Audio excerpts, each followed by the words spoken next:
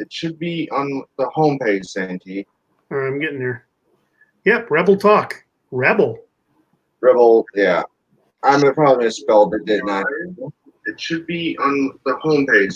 Yep, I got it. I'm seeing it right now. And we're hearing it. Okay, cool. I just muted it. Is that better? Yeah. Yeah. Don't worry, I'll do the same thing here in about 30 seconds. Is that a clay pipe? It is. I knew I loved you, Duke. About 30 seconds. There we go. Right on the money, too. Yep. Hello, everybody. I forgot to put what the topic was in the chat. Goodness gracious. But we got a private chat here. Huh? It might decline whatever it is. I apologize ahead of time. It Cheers. can't be no worse than how it normally goes. Yeah, it can. Everyone, this is Santee from the Arizona Ghost Rider. If you haven't checked him out, please do. I'll try to remember to put a link down to his channel. As always, we have Duke, who's got 2 clay pipes in his mouth for some reason. I can see one this. for each lung. And we're talking about the history and the impact of that cap and ball revolvers had and everything like that. You know, the kind of the history and their general use.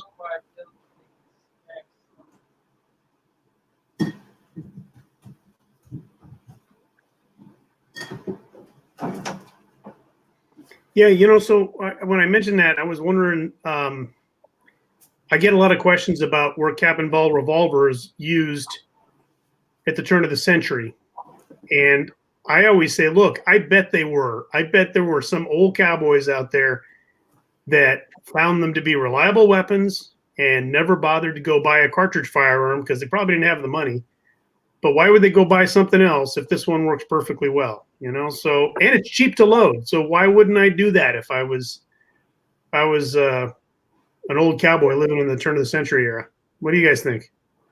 Well, I forget what model it was. Rogers and Spencer. Yeah, I think it was Rogers and Spencer. Wow. They were made during the Civil War, but there was only a handful that actually got issued. The rest of them went in a government warehouse and did not get released to the public until the 19 teens. So, use of cap and balls in the turn of the century, I could see it, but it wouldn't be real common. No, I think it's like I said. I think it's probably some guy, and they probably laughed him off the spread. Right. But if you wanted a cheap alternative, I mean, this is a direct descendant of the 1860 cap and ball. Is that your Richards Mason? Yep. So these and the were made for a while, and then the 72 open tops, which are basically the exact same thing with the front sight moved to right here. Yeah. Those were made to the turn of the century. I have one of those, but the Richard Mason has a almost a sexier appearance in some ways. Does that have the octagonal barrel or? No, it's got the Army profile. Yeah. I had the one that had the old loading lever port still there that was filled in with the loading or the ejector rod, but one of these days I will have one. That's cool. Oh, yeah, thanks. Yeah. By the way, it's loaded. I'm kidding. And also, you might find some like this, with the early Remington conversions. Something that looks similar to this. This is not an early one. And everyone.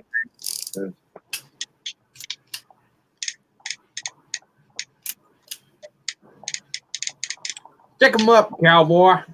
Yeah, no, I think you're right about the Remington conversion too. I think that was another really popular firearm.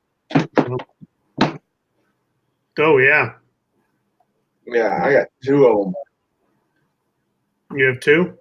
Yeah, I have 2 of them. Now, why did you buy Remingtons? I'm just curious. Not that that's a bad thing. I was just curious. Why did you choose Remingtons? Did you handle one and say, "Wow, I really like that," or what? Because I had a Navy and I was getting capped down for days. I had to do so much work on it just to get it to run reliably with the caps I could get. and my buddy had one, and I shot it with the same kind of caps that I had, and no problem out of it. And he had it was just standard nipples, everything. And so I bought me two. And That's also, pretty cool. historically, Consecutive serial numbers? I'm sorry, what was that? Are they consecutive serial numbers? No, I got one new and one used. You mind me asking how much the new one was? I'm just curious. I think it was close to a little over 3 after taxes and everything. Wow. And the used one wasn't nowhere near that. I paid $100 for my Piata made one. So if you find them used, you can get them real cheap. Yeah, you can find. But what a lot of people don't understand about cap and ball revolvers, and I've had this conversation with a lot of people that I've worked with, is that a lot of times, a lot of people were, if they had a pistol, it was something, well, not like this, but you had a single shot. That was it. That was your pistol. You had a single shot, and even after the cap and ball revolver, when the cap and ball, you had a single shot rifle. After this shot was shot, it wasn't rack a bolt. It wasn't drop a falling block, drop a rolling, like the rolling block or whatever, or like the sharps or the trap door. It was you stick the butt into the ground, you take a paper cartridge out if you had it or loose powder, you poured it down the barrel, sent that home.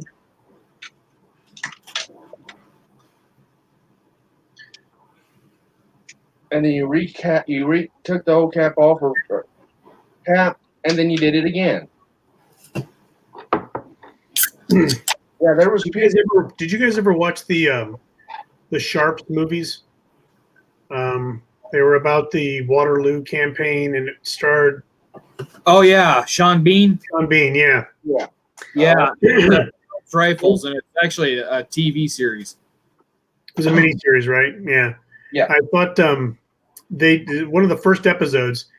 He was talking about how he was teaching one of the other guys how to shoot really fast, and he said sometimes if they're charging you, you're not going to have time to actually put the bullet down the barrel, so you can just leave the in a pinch you can just leave the ramming rod down there and shoot that. And they showed a clip of it sticking into some cavalry officer's chest when they fired it. Do you remember that? No, but that was I'm not sure that's accurate. I don't know. That is stupid. It's stupid. Yeah, because then you don't have a ramming rod anymore. It probably happened more often than not, but most, let me put my cigarette out so I don't blow myself up. Most cartridges of the day, let's see if I got any somewhere near me. Wait a minute. Did you just say, let me put my cigarette out so I don't blow myself up? Yeah, I'm dealing with black powder right now. Black powder and any kind of lit source don't go together. But I have yeah. That's what I was. Yeah, it's probably a good idea to put it out. Yeah. Yeah. This is a mock-up of an 18. This is a mock-up of an 18. What we used in the American Revolutionary War, the Brown Bess cartridge. What the Civil War tell. I didn't want to deal with all that fancy folding. That was it. This is what most soldiers were issued. You would tear this off, send all of it down there. Then later on I don't have a Manet. Well, do I have one? Yeah. No. I thought I had. Yeah, I do. Then you had a Manet style one, which I accidentally put the bullet on this one backwards. You would do the same. You would tear this off, pour down the barrel, and you take the bullet off and put the bullet down the barrel. And this one I made wrong. I put the bullet wrong. Oops. So I had to redo that one. So most of the time, your paper cartridges, that's what you would get, and that was done for most military. So you make your own paper cartridges, don't you, Jeremy? Yes. Okay. And what do you, I saw, I think I saw your video on it. What do you use for the paper? I can't remember.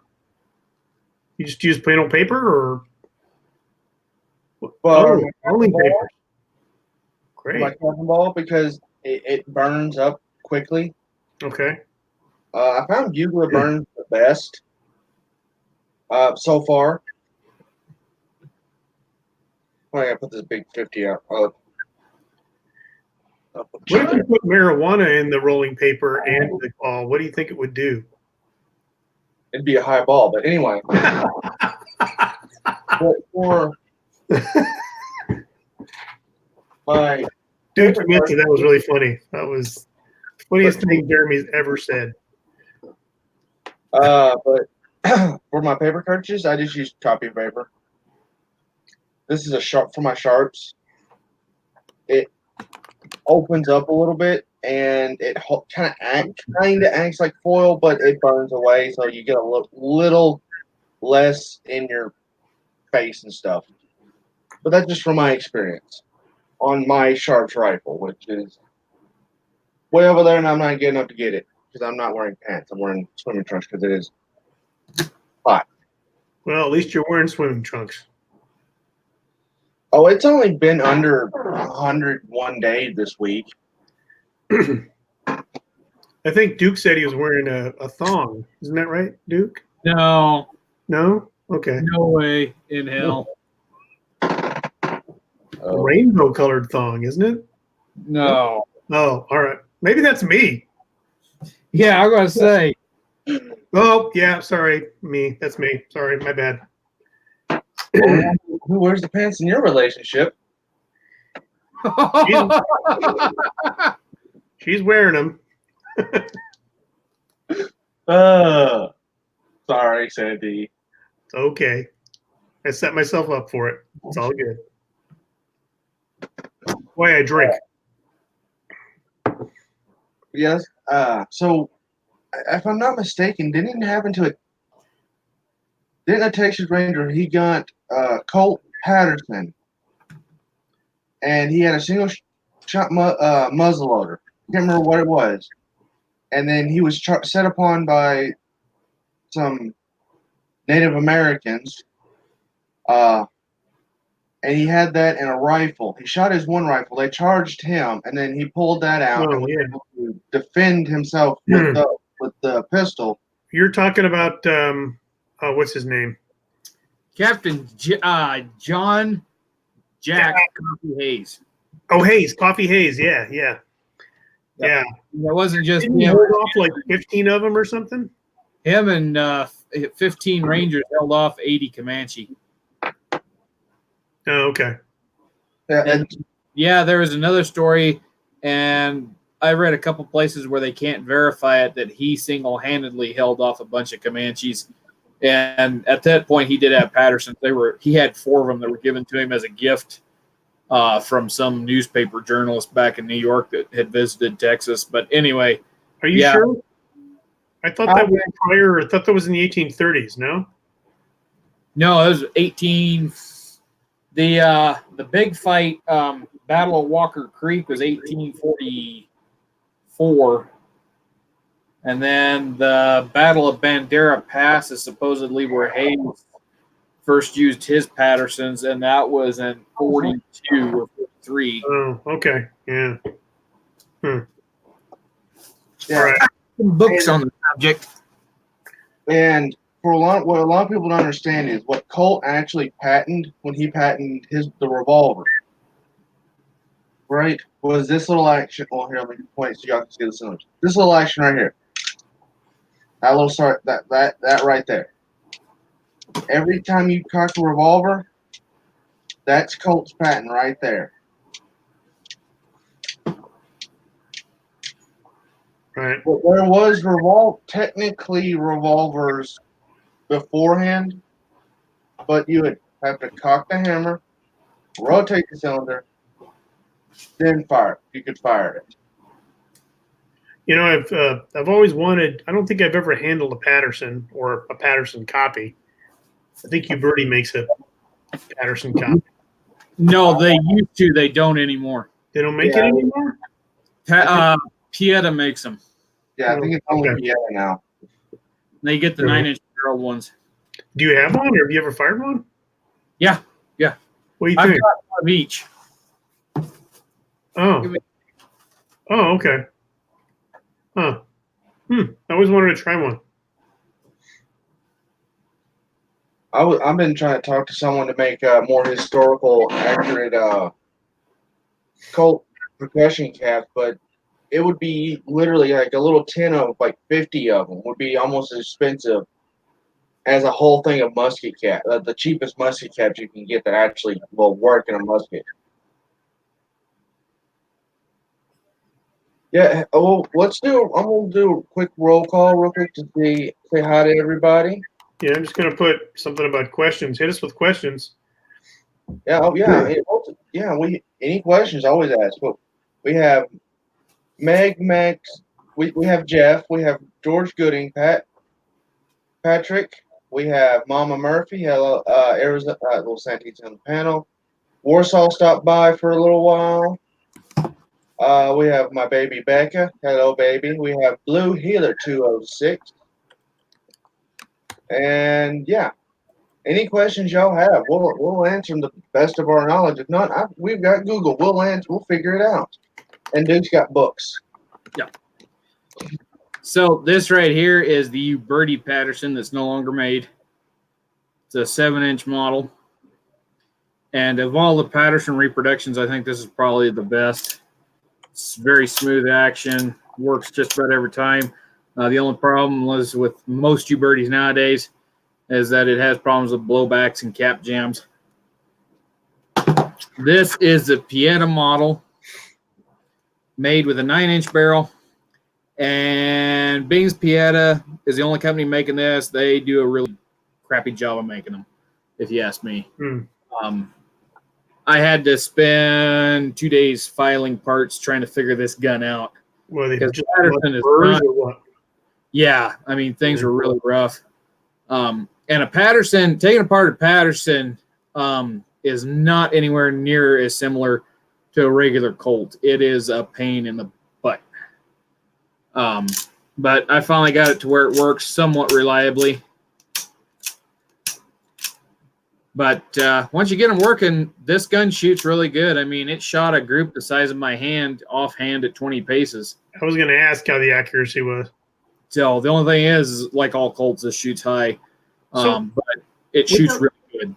With that little flip out trigger, how is the trigger pull? Is it pretty light or is it about average? It's horrendous. It's what? Really, on this gun, it's horrendous. Horrendous. Okay. Yeah, it's really long and stiff. With this one, the Uberti made one, it's very short and crisp. But you'll pay more for one of these, but they're well worth it. When you say pay more, what was it? 6, 7? 9. Oh, so like a Schofield price up there almost.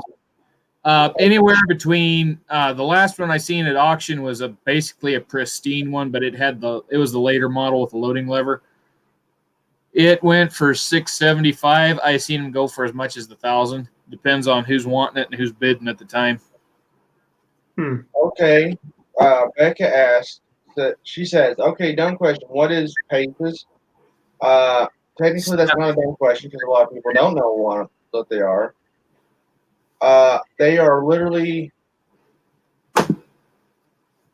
length of walk, and it's different for each person. They're not really. That's not something that's really standardized. Like my 35 paces and Duke's 35 paces are going to be different lengths because of our stride. My pace is 3 inches short of being a full yard. And mine is a half inch for being a full yard. I'm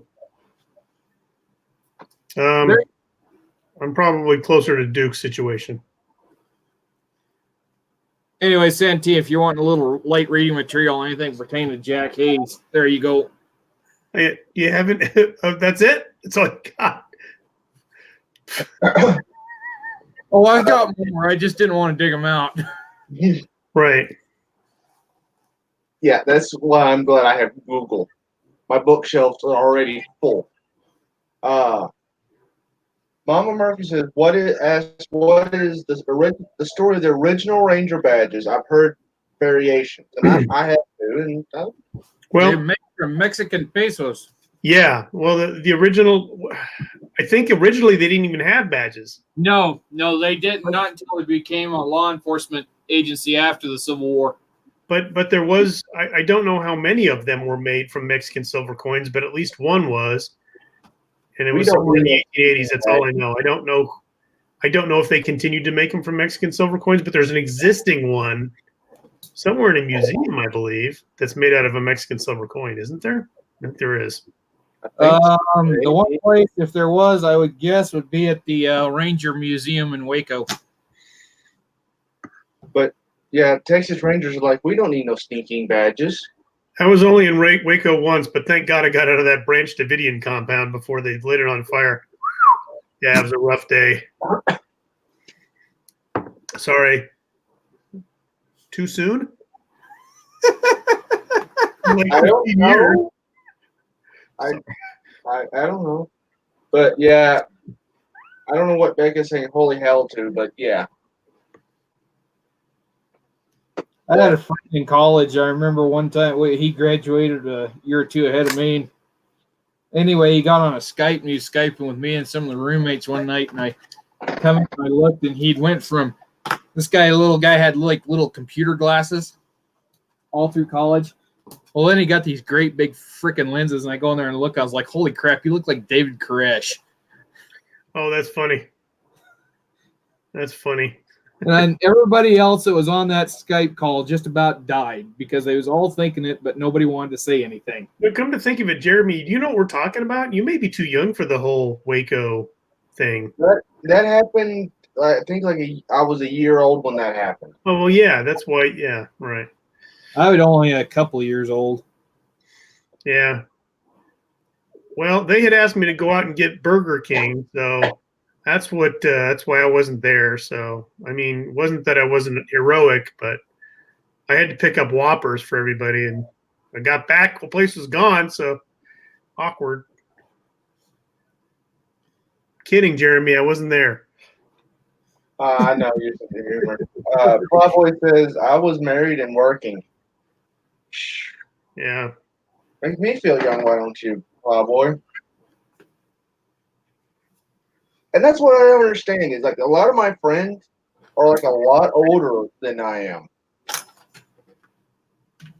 Well, that's you're what they call an old soul, meaning that you tend to like things of an older nature. You're not a hipster, are you? I don't think you are. No. Let's say I jerry-rigged a computer to work. That's about as computer technologically advanced I am. Yeah, yeah. In the same room that you were playing with black powder, incidentally. So. Yeah. It's all over there. Well, I'm just messing with you, Jeremy. that's all covered. If you go up in flames, we'll honor you. If I go up in flames, what better way to go up? Hey, if you go up in flames, can I have your guns? Just say it out loud so that everybody here is witness to that. Yeah, I'll leave you my guns, except for one Remington. One Remington's already spoken for. Somebody writes, if you guys were around before 1899, what rifle, shotgun, handgun would you carry? Only can pick one of each. Oh, it's a challenge question. Ooh. No. Probably a converted Brown Bess to the one that has percussion caps. That way I could use it as a shotgun or a rifle if I needed to. Okay. What about your shotgun? Or the Brown Bess is a smooth bore, which I could use so I could load shot into it. what about a handgun? It's a three-part question, buddy. What handgun would you carry? Oh, I thought you said we only pick one of each. Yeah, one of each. You can pick one handgun, one shotgun, rifle. Okay, before 1899, I'd have. Oh, I would probably pick the Colt Peacemaker for my handgun. Sawed-off coach gun for my shotgun, and a Winchester lever gun. And the lever gun and the pistol and 4440. Okay. I would probably very similar, but I would probably have a Winchester in 4570, so it'd be big enough to take down game. Shotgun, I'd probably have a double-barreled shotgun, and because I'm familiar with the Colt handgun, that's what I'd have. So yeah, kind of boring, but that's about the same for me. What about you, Frazier? What do you got, buddy? Shotgun. 1897, or excuse me, 1887. Oh, by the way, Duke, that gun is in a Fallout game, by the way. Yeah. Yeah. And then the good old single action army. And What do for you do for a rifle? I'd have to do the 76 in 5095. 5095. Okay, interesting. That'll He's put going a out hunting mooses. That's all he's doing. He's going out hunting moose. either that or sharps in 5090. Okay.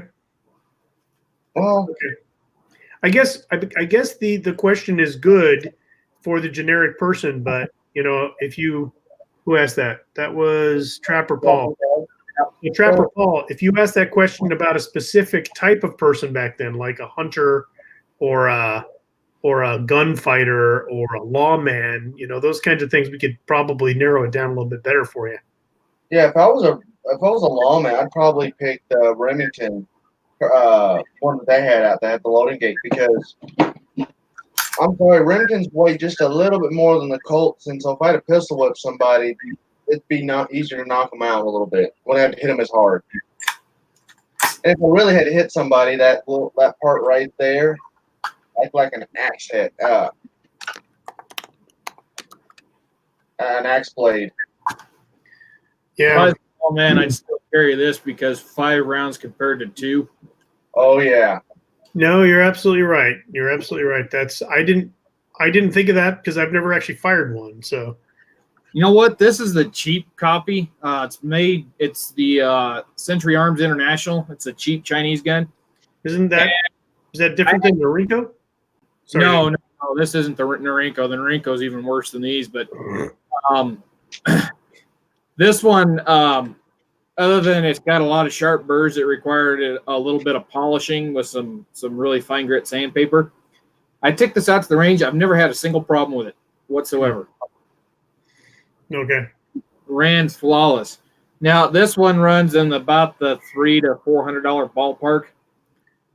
If you really want to get high quality, go with the Chiappa. They're like $1,200, but all you're paying for is better looks. It comes to functionality. This one does the job. It's just the same. Trapper Paul asks, okay, here's a spin-off of that question. What would you want to be if you were around before 1899? So I guess talking about a character, a persona, a person, that's a tough one. Jeremy, you got something? You started off the last one. Career, not. I don't think he's talking about an actual historical figure. I would probably want to be a marshal the Indian Territory. So Oklahoma. Yeah. Old Oklahoma, where the wind comes sweeping down the plains. And the waving wheat can sure smell sweet. I just don't. There's a very few people I like, actually like, and also I just feel better out riding a horse most of the time. Okay, cool. Let's see. I'm gonna guess Duke wouldn't be a lawman though. I think Duke would probably be a freighter, maybe a bartender. Duke, you might be a bartender. Yeah. What? Actually, there's 2 I got in mind. a brothel operator, or a Texas Ranger. All right. Well, yeah. Okay. I could be Al Swearingen. Yeah. Except you're not cantankerous enough. You don't know me well enough yet. Well, as for me, I'm not sure. I vacillate with this. I think I probably would end up being some sort of a lawman, or maybe a stagecoach messenger. I don't know. You'd be an entertainer probably still. Yeah, I might be. We'll see. I'm not really sure. I haven't done a whole lot on entertainers in the Old West. I'm going to dig into that, but I don't think they had a very good time out west. I think they probably didn't like going out west. You could be like Billy Zane in Tombstone. Yeah, right. Or did you see Buster Scruggs? Well, the poor guy with no arms and no legs. Look what No, happened to I him. got to the first episode of Buster Scruggs, and I was like, "This is stupid." I turned it off. I couldn't get in. But okay. You need to watch it again, because the first episode was different than all the others. After the first episode, it gets this historical accuracy thing, and it becomes like. Well, I did see the one episode where the girl get attacked by the Indians, and the girl shoots herself in the head. Great. Spoiler alert. You're supposed to say that right before. Spoiler alert. Say it with me. Spoiler alert. But anyway, yeah, I could not get into any of those stories. I just couldn't get into them. Yeah. Plowboy Ghost says, for a career highwayman. It's a short career, Plowboy Ghost. But I was a highwayman. be a lively one. Long Till you died. I did right. Yeah. Sword and pistol by my side. Sorry, that's a good song. I got it stuck in my head now. Yeah, I will listen to that one for the one when you came on.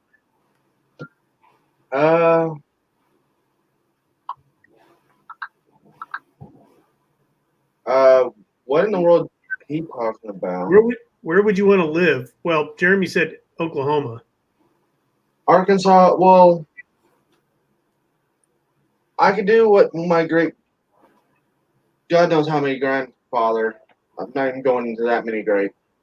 He was a marshal for the hanging judge.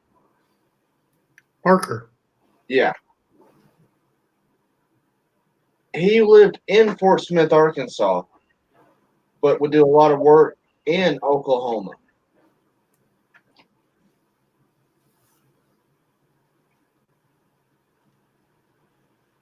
I think he did.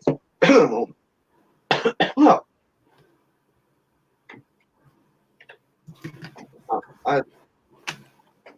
not mistaken, Santi, you're the one that helped me do a lot of research on them when you were doing a video on it. Oh, there he is. He wasn't really well known. He didn't do much. Well, it was so hard to find. We just actually had to go up there, and they actually had to find him. The only reason we knew he was a marshal was because we found his badge in the box of his stuff, or trunk of his stuff, I should say. Sorry, I had to go plug in my computer. I didn't realize live streaming took so much battery life. Oh yeah, yeah. Yeah. Whoops. Well, Bill Tillman, was he with Judge Parker's court? I think so. I don't know. I think that I'd probably Oklahoma would probably be pretty cool, but I'd probably stay down here in Arizona. Maybe go north where it was a little cooler, Prescott Valley or something. Well, There's a lot to do down here to clean it up, because they didn't become a state till 1912, and there was a lot of bad guys roam around. So if I was a lawman, I'd have a lot of work for me. well, he was only a marshal for 4 years. Then he came back to Arkansas, and then just sat on a porch, not talking to his uncles, not talking to his brother forever. Becca asks, okay, question off of where would you want to live if you were back in north? We just I covered that. I would think. somewhere be in the Dixieland. Jeremy, have you done any genealogy? Do you know like if any of your ancestors fought for the South or? Oh, yeah. I've got ancestors that fought for the South. It fought for the North. My family was literally shooting at each other. Oh, that's good. Yeah, there is family stories of where one cousin shot another cousin in the arse because he ran away. Isn't that an episode of F Troop? No, okay, right. That's funny. What about you, Duke? You got any ancestors? I had a relative that was in Fort Sumter taking shells from the Southerners, and at the same time, I had a Southern relative that was lobbing the shells over the walls. Wow, that's But- the two of you are just Yeah, but an ancestral mess, is what you are. yeah, but you gotta understand, my family. According to my family, the Civil War is technically not over. You should come videotape a episode at one of my family reunions. Goodness I'll be gracious, right back, gents. huh? I said I'd be right back. I got to run and grab a tool to keep doing this leather stuff. I'll be right back. Hey, keep your hand off the tool, will you, pal? The family show. What? Well, nothing. Sorry. The rebel uprising. No, it's the War of the Northern Aggression. You get it right, Rusty Allen. Oh, Rusty Allen's on here. Hey, Rusty, how you doing, buddy? Yeah, I got a lot of flack for that when I put War of Northern Aggression down. Somebody got really upset with me. I said, "Look, it's one of the names of the war. It's. I'm not. Yeah. There was also I think there was one called the Lost Cause of the South. I mean, come on. These were all names of the Civil War. It's not. Nobody's trying to be rude here. Maybe 150 years ago they were, but They were shooting each other. Yeah. Yeah. Platform, the war against Southern independence, the war of Southern independence. yeah. I just there's no need to get upset about it. They were just names. But I have a friend that his ancestor was fighting for the South. Apparently, he got wounded in the battlefield. When he woke up, I guess he came to. He must have gotten grazed or something. When he came to, he realized that the South had lost the battle, and quickly changed into one of the Northern outfits that were of the dead bodies, and then joined the North. I wonder how many times that happened. Probably a few things. Yeah, that's what I've always wondered. Why is it called a civil war? There was nothing civil about it. Yeah, it was a rough war. Well, I guess because it kind of was the last gentleman's war, because there was many a times that Jefferson had said, take out Abraham Lincoln, it would have happened. And vice versa with Abraham Lincoln, but neither one assassinated the other leader. Yeah, I tell you, it's a tough one. I think they called it the Civil War just to have a nice name for it, Yeah, And I don't know if the term Civil War actually came out until later. I think it was. I think it did come out well. Well, Duke would know, but I don't think it was actually a term until later. I could be wrong. I think the one, the Lost Cause of the South, was pretty insulting, but Yeah. but Plowboy says it wasn't a civil war by definition. Since there was two countries at war, not two factions of one nation fighting for control. That is true. The South succeeded. They was its own nation. Russ And, Allen says early 1900s, so he must have done some research on that. yeah. So yeah, that term that coined that term Civil War was later. Yeah. Yeah. Mm. You know, I really love these chats. I really do, because you never know what's going to happen on them. Yeah, Where we're we kind of went back to the Civil War here, didn't we? Which Yeah. is unfortunately not something I am an expert on at all. I'll tell you though, I have been to Antietam Battlefield, and it was the only battlefield that I remember going to. And wow, I took the tour and with my brother, and that was fascinating. And that is one of the most bloodiest of the battles too. I mean, I learned stuff there that I did not know, and it made me delve into the Civil War a little bit more. My gosh, wow, how we had any men left after that thing, I'm not sure. That is true, and I'm sorry, I was not trying to laugh about that. It's just Duke came back on and waved his tool at us. Oh, thanks, Duke. Yeah, You missed it, Santee. I stood up Yeah. there and I liked it. you flipped your tool at us. I was trying to keep a straight face. I just Oh, very nice. I couldn't pass it up. I thought it would be bigger. no. What? It's a number 4. What? Oh God! That was not what? You guys are just dirty. I would never. Yes, Mister talk about waffles in his last video. Train. The 10 after 9 train's on time. The 10 after 9. Be careful, Duke. Bill might come to your you. house. You know, it's interesting when I'm watching the YouTube one, there's like a 15-second delay in it. I don't know if the other people are seeing that. Yeah, I have it so that You can delete our comments if we get too crazy. no,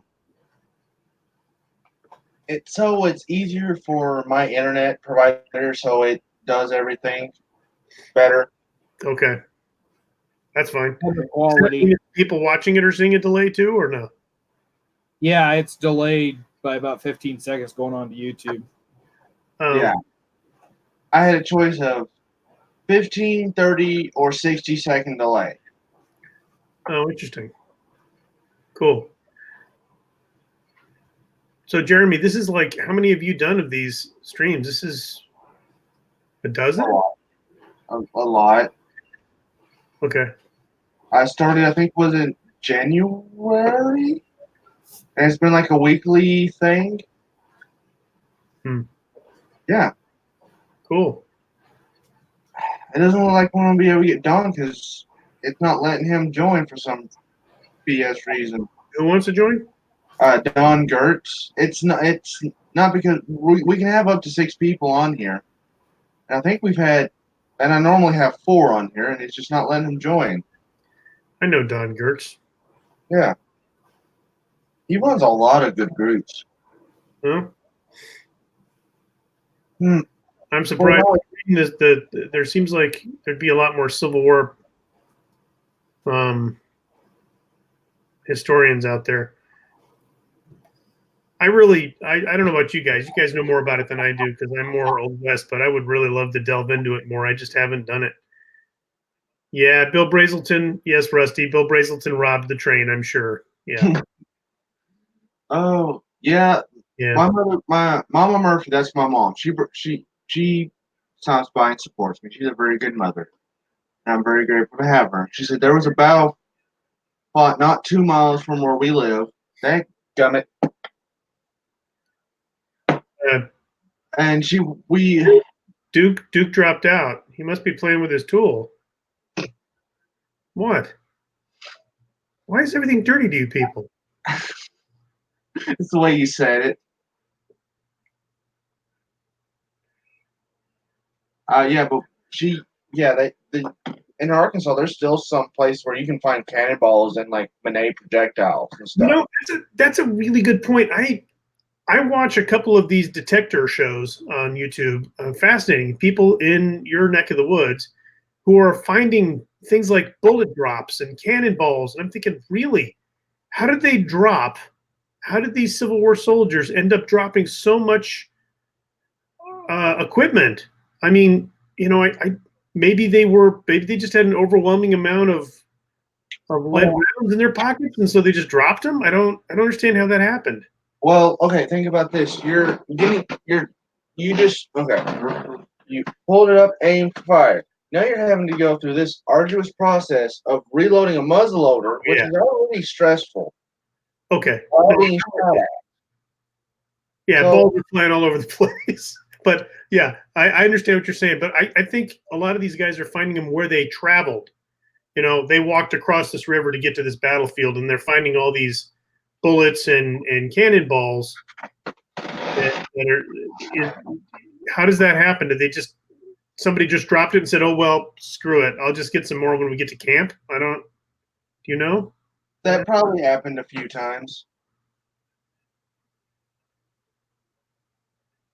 Tens of thousands of weary soldiers on the march in formation can't stop to pick up much. There you go. That's the answer. Yeah, or you're on retreat. Yeah, that's it. Yeah, you're retreating because your side's got its butt handed to you, and I don't want to die. Yeah, yeah, Packet of loose cartridges falls out. yeah. You're right. That's it. I never thought of that. It never occurred to me that they were on a march. Yeah, or you're running through the brush and your belt gets caught up. Screw this thing! I don't want to get shot. Excuse me, Lieutenant, but I dropped my balls. I gotta go pick them up. Keep marching. That was a Southern accent. But yeah, I think you're right. But it's so cool that you guys find all that stuff out there. I mean, I would love to find a cannonball. I think that would be the coolest thing in the world. Oh yeah, I would love to find a cannonball. Yeah, like Pat and Plowboy said, or you're charging. Yeah, you probably cavalry. You know, just people died because goodness great. At one time, it was one number. Then every time I look it up, it seems like every time they find a new battlefield site, there's more dead numbers. So it's Plowboy says he'd rather find a cannon. Yeah, me too. Yeah, I would love to find a cannon. A little harder to find a cannon in a creek bed, but I'm sure somebody has or somebody will. There was somebody that found I can't remember if it was a musket, a southern musket, or Yeah. and There's like a creek bed. There's like almost perfectly. The water was just right at the bottom of it, and it was almost perfectly preserved. The wood was fine, and metals had like rust patina on it, but it was fine. It was almost usable. The George Gooding said aqua chigger. It was aqua chigger, I think, and I think there was another guy too that found one that didn't have the wood on it. And he's a young kid, and I can't remember his name. He's a friend of aqua chiggers. Wow, just I'm subscribed to him. I can't remember, but yeah, they find these amazing things, and that's another thing. Yeah, you know, if it's not a battle, if they're just walking or they're marching, and you drop your rifle in the creek. I mean, I think they'd want you to go back and pick that up, right? Maybe. Yeah, like Mama Murphy just brought up a good point. You know, someone gets shot, and you're for one reason or another, the bodies just left there. Yeah, good point. Yeah. Yeah. There was a few times the South just left the Union just took what gear they needed and left the bodies there. Yeah, I'm sure that happened quite a bit. So Mama Murphy apparently found some stuff. Thanks. So there was remnants, the actual battle, and the ones we found. Huh. The lead balls had all been fired. Yeah. Okay. That I expect from a battlefield. Yeah.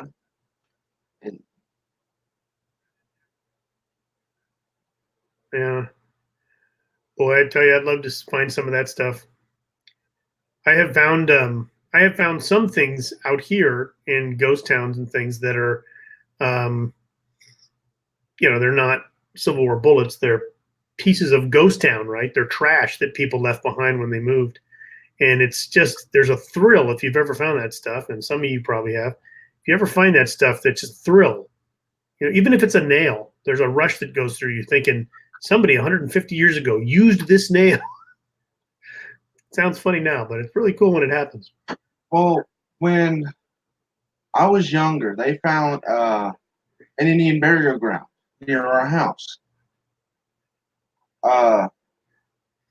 And me and my grandfather got to volunteer to go help them do the archaeology stuff there. Very cool. Yeah, that was kind of like, I guess you say, my first step into kind of the historical stuff. Because I got to keep a small section of like clay pots and a few arrowheads for volunteering. I got to keep some trinkets.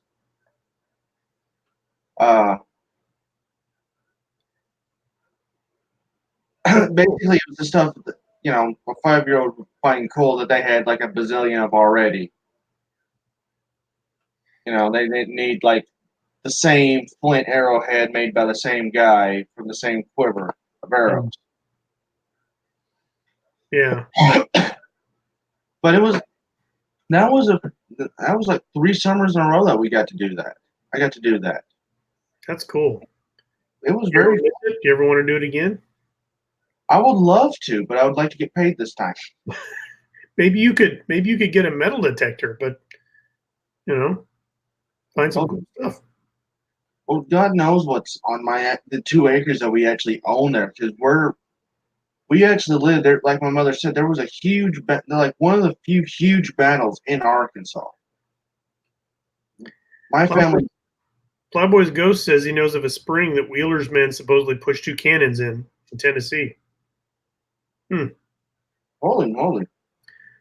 Yeah. So, yeah, you do want to find a cannon. That would be cool. Yeah. Because nobody's going in after those. Mom said she would love to visit an old ghost town. That would be fun. It's cool. Unfortunately, the ones out here in Arizona and New Mexico are there's a lot of primitive adobe that was used, and so they're pretty much just foundations now. So there's not much to see. But up north in California, there's Bodie. I think that's in Northern California. There's a lot of them up there that were that you can still actually go into the buildings. Out here, it's just like you're looking at a ruins, like in something of a John Wayne movie. It's just ruins of this adobe walls and stuff. It's cool. Rusty said there's always Detroit. Yeah. Yes. Good job, Rusty. That's funny. Detroit. Yeah, I've been to Detroit. It's like a bomb blew up there and nobody bothered to clean it up. Have you ever been?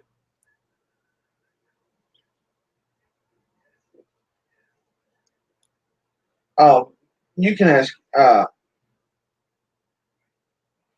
Santee, there's something wrong with that cup, that glass. It's empty. Yeah, that's what's wrong with it. Did you guys see Bill Brazelton? Because he may have drunk it. Well, I did see a shadow behind you for a second. Oh, well, I'll get some more later. Plowboy said he's been toting his Griswold to town. Hi, Lever Guns. How are you? Hey, Lever Guns. Plowboy, you have a Griswold? That's cool. Yeah, that's what the guy, what was his name from Hell on Wheels? That's what he was supposed to be. That's what he was supposed to be toting, but it was actually a Colt brass frame and 44. Yeah.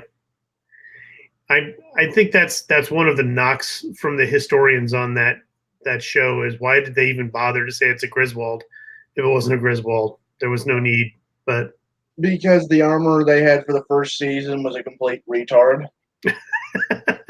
And that's putting it nicely. That's keeping it PG. And in the second season, he wore a leather vest, I think, or a leather hat, one of those two. Yeah. Anyway. Sorry, I had to duck out there. I got a phone call from a good friend I had to take. You're fine. All good. What I miss? We were talking about bullet drops in the Civil War. The people finding a bunch of like spilled bullets, detectorists and stuff.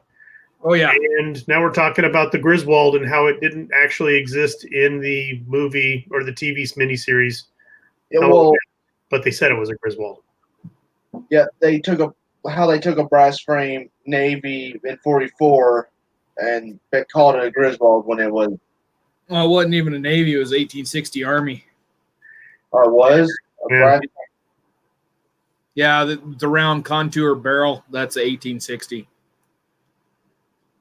And there were all these like single women that were interested in talking to you, but we told them you weren't here, so they left. And Bill stole Santee's brandy. Yeah, well, bourbon. Well, that's something Santee's used to by now. Yeah. He steals my brandy too in the wintertime, so yeah. That's why you get one of those dogs with a little casket on it to protect it from them. What? What? They got those. Oh, well, I can't remember what they're called, but they're usually the ones that would carry the little cask of it. Oh, the cask. Oh, yeah, those are. I thought you said a dog in a casket. I heard casket. You're talking about a yeah, those big ones in the cartoons that carried the casks of alcohol. Yeah. Yeah, that's what. Just Saint Bernard. Yeah. Yeah, I don't think that's a real thing. I looked that up. Well, they had I seen a picture somewhere, a painting where they had a Saint Bernard, and he did carry a big wooden keg underneath his neck, but I don't think it was filled with alcohol. It was probably filled with army supplies or something. Yeah. Well, if I got one of those and it didn't have liquor, and I'd be, kind of depressed. Yeah. It may have been filled with Keneration. We don't know. I mean, it is a dog after all. That would be horrible torture for a dog to put a bunch of dog food in a cask under its neck. Oh, God, yes. Oh, my. I have a drinking buddy in my dog. That's all I can tell you that much. So your dog drinks? That's awesome. Yeah, every time I get me some, he has to have some. That's why I have my door locked right now. Hi, Vanessa Kitty. Yes, Rusty. Your dog, because that can be really bad for him. I don't do it very often. Yeah. I'm just reading some of these.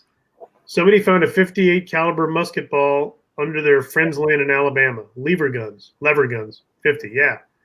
See, that's cool. But then you start to wonder what was going on in that spot in Alabama at that time.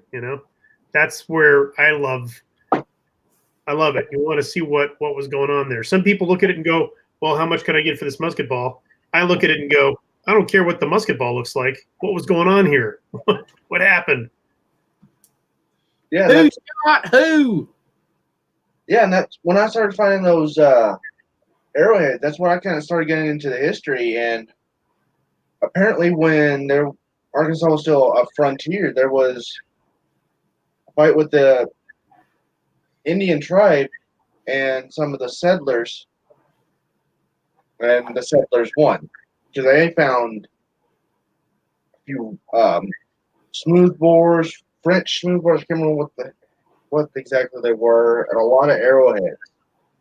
They even found a skull that had been bashed with a stone tomahawk. And then that's cool. Yeah, it was. Yeah, but that's a lot of learning when you're like 5 years old, 5 to 8 years old. Yeah, but apparently that was the bug that bit you, the history bug. So. Yeah. Well, and Outlaw Josie Wells. Oh yeah, that's a great movie. Well, I got you a piece of hard rock candy, but it's not for eating. It's just for looking through. And well, that was my very first Western movie. And then right after that, I watched True Grit. Oh, And then I watched Chisholm. okay. And then I watched True Grit again. Because True Grit was, in my opinion, True Grit is one of, besides The Shootist, You like True Grit? The I think- Shootist, I think he won an Academy Award for True Grit or Rooster Cogburn, one of those two. I can't remember which. True Grit. yeah. So that's probably why you like True Grit better. True Grit was the very first movie that John Wayne had to act in. Yeah. Yeah. Seriously, Yeah. he was not playing the typical John Wayne character. No, he was playing a different character. You're right. It was not as usual. And I think he even said that was the only movie he really had to act in. The rest of the time, he was John Wayne, Right. And I mean, but think about how many he made. God knows a lot of movies. Let's not even go. I'm just starting to go through a list, and I've already hit 50. Goodness gracious! Well, he 180. did over 100. The Searchers. I'm gonna war with you on that, Duke. I think The Searchers. He was doing a pretty good job of acting in that. I don't think it That's was. true. That is true. I just don't. I don't think it was the same. I don't think he had command of the character like he did in True Grit. I think that's what it was. I think that's him getting older and fitting the part better, maybe. Yeah, and wiser, Yeah. And What did you think of the remake of True Grit? I hated it. Oh, ouch. it was if I had never seen the John Wayne, it would have been good. But the fact that the John Wayne was, I'm sorry, John Wayne, fill your hand, you son of a bitch. And then you've got Robert Duvall playing total opposite Robert Duvall. I tell you what, the one character I loved in the new True Grit was Lucky Ned Pepper. Barry Pepper did a wonderful job playing that character. How did you like those chaps? Those were awesome. All those awesome woolly chaps he had on? Those are great. Oh, yeah. I want a pair of those, but I don't want to pay like $2,000 for them. You could make them Luke, or Duke. Who's Luke? Duke? You're not the first person that's done that to me. Calls you Luke? Yeah. You can make them Duke. Well, a wool is expensive. Yeah. Yeah. Well, can't you just hunt something with your 5090 and That's the thing. I don't have a 5090. oh, I thought you did. No, I got a 4570. Oh, you can hunt something with a 4570. I got a 4570 Sharps. That's the only big bore rifle I got for the time period. Can you guys have buffalo up there, right? In Colorado and places, yeah. Can you hunt them? Yeah, if you want to pay somebody $5,000 for a bull. Wow. Yeah. That much, huh? That's the cheap starting ones. Wow, I'm not going to complain about that buffalo burger I had last week for $7 then. A buffalo burger for $7, you got off cheap. Really? Oh, wow. Last time I had a buffalo burger in South Dakota, it was $15. What? Yeah.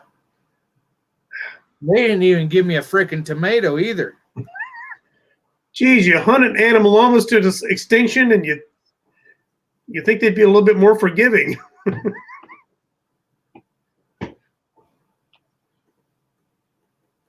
And people wonder why I go hunt deer. Don't ever try to order a buffalo ribeye steak. Shit, that was like $35.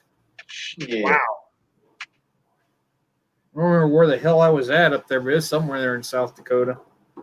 There's a place in Jeremy. If you ever get to Colorado, there's a place. I want to say it's in Denver or Boulder, where you can get all sorts of different game meat. Like a buffalo's easy, but they have bear and I've think- eaten there.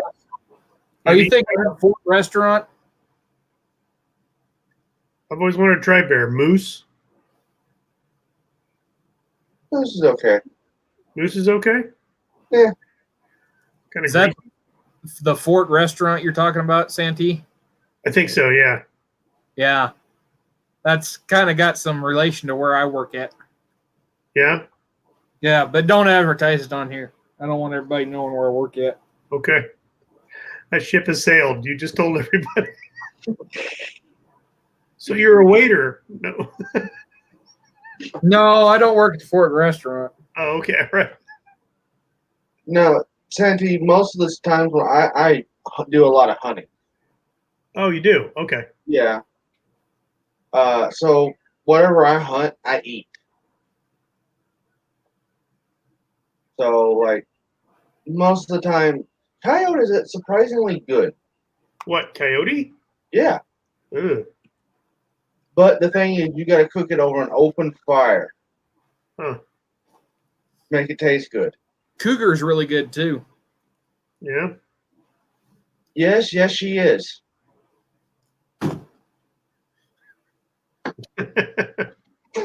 I'd make a comment, but you get demonetized so damn fast. I'm not even monetized to begin with. What are you talking about? Jeremy, I wasn't expecting you to pull that one out. That was pretty good.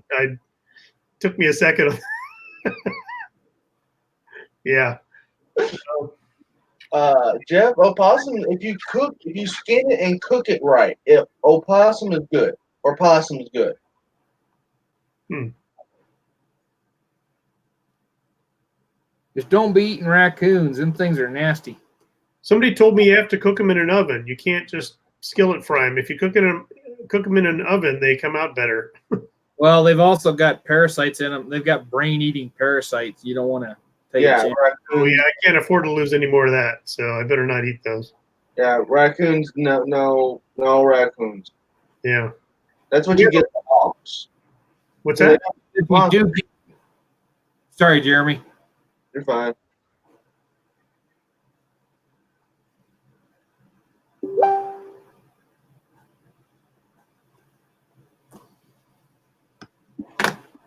Now none of us are talking. Okay. Tell me she's good. She's telling me. So Vanessa Kitty says depends on what the game animal eats.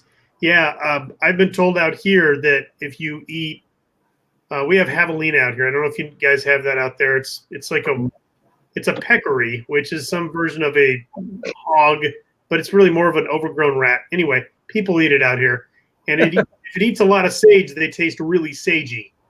Right. That's what I've been told. I've also been told that they're really gamey tasting. You know, they look like rats with tusks. What Ugly animal. what I hunt the most is boar, not on purpose. Deer and the coyotes, again, not on purpose. And squirrels. And possums. Now, if you noticed, I said two not on purpose, and most of the times they run into me, and they think I'm food.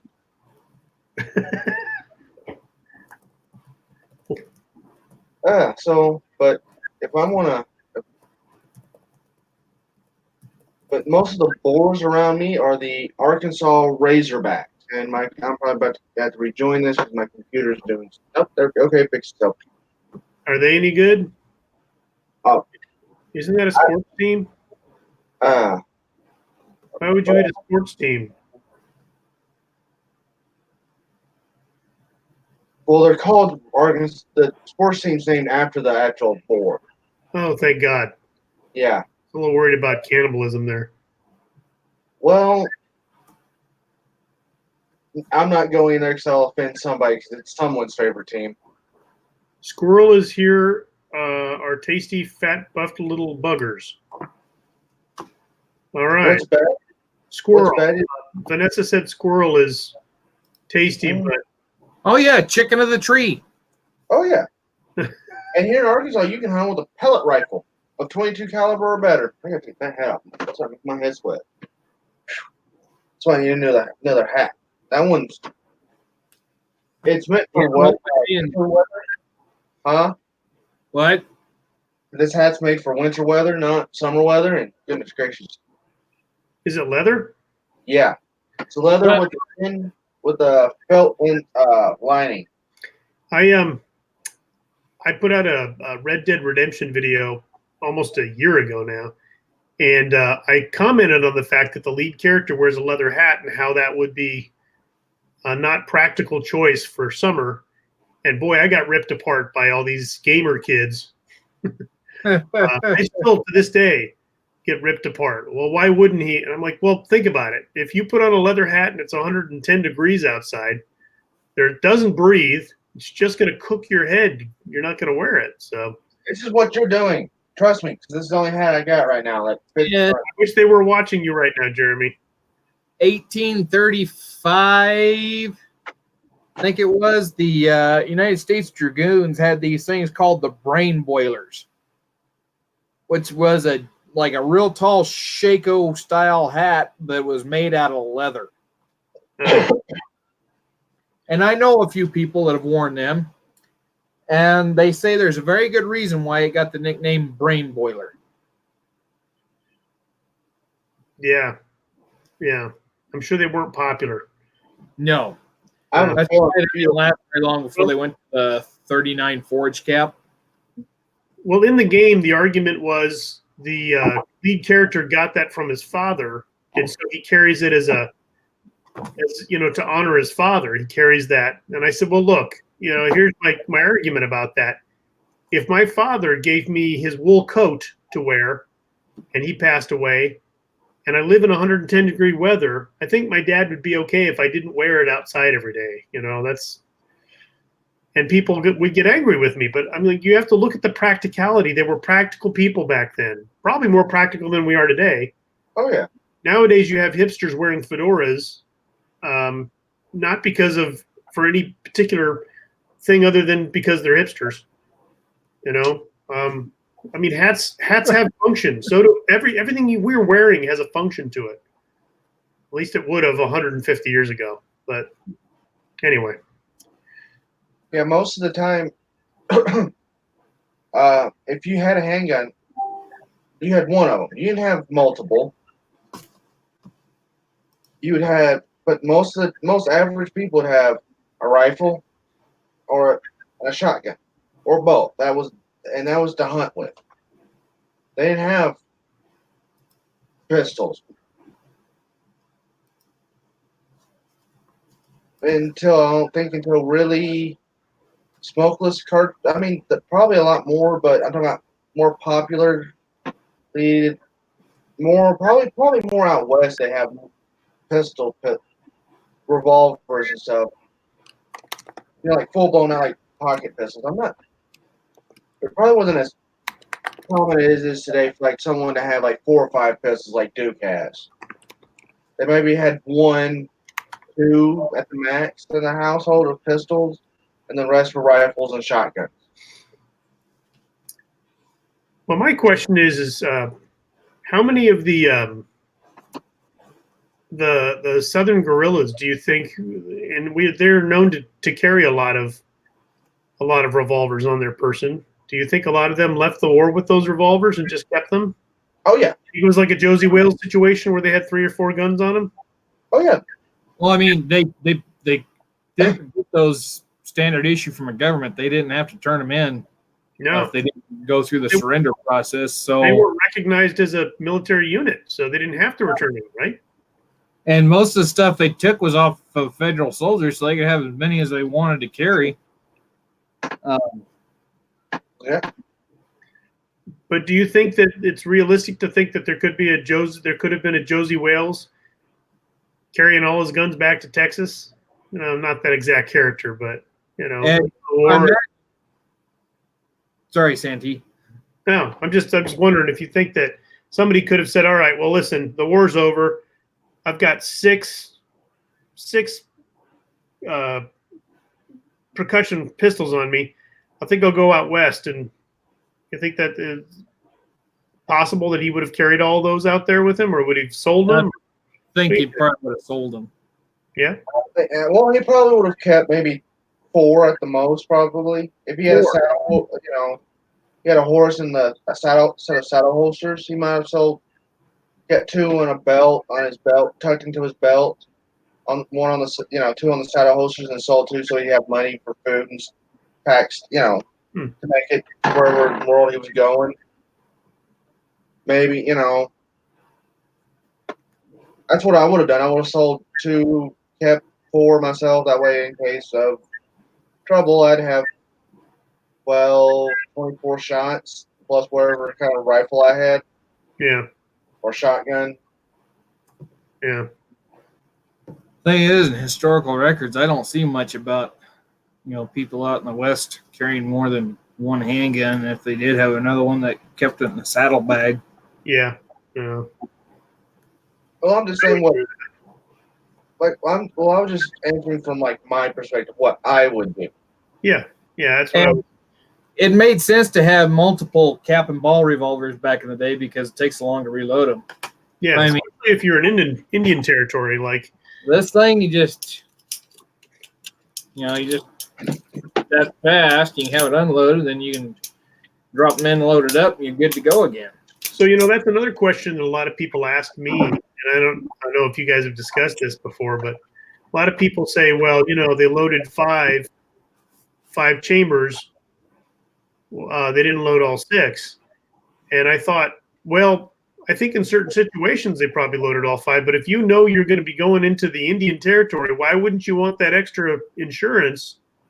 Load the sixth damn chamber, for God's sake, Because anything that hits that hammer. Well, and true, boom. true. Yeah, true. Yeah. But You had a rim, like the cartridge converted versions. no, I know the logistics and I know the safety of it. I get it. But practicality speaking, I would have loaded that 6 chamber if I knew I was going to be in a situation that could be potentially troublesome. Well, there is the half cock notch, which a lot of people don't know. This one has an actual safety on it. Okay, but have you ever talked to anybody in your lives that had an accidental discharge because the hammer was on a loaded chamber?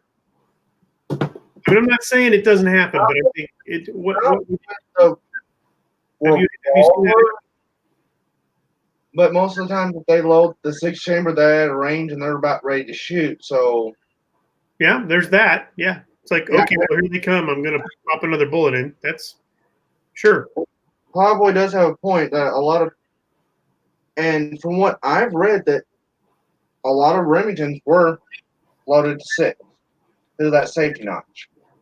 That's cut into it. That ain't going nowhere. Hmm. And hey, dude, I want to show you something. I'm unloaded.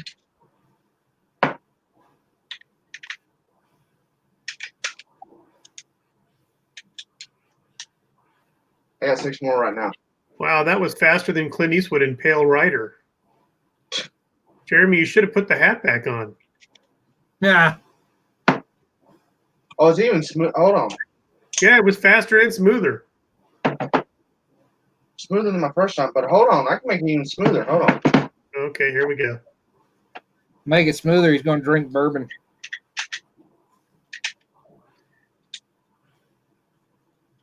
Oh. I heard you, Duke.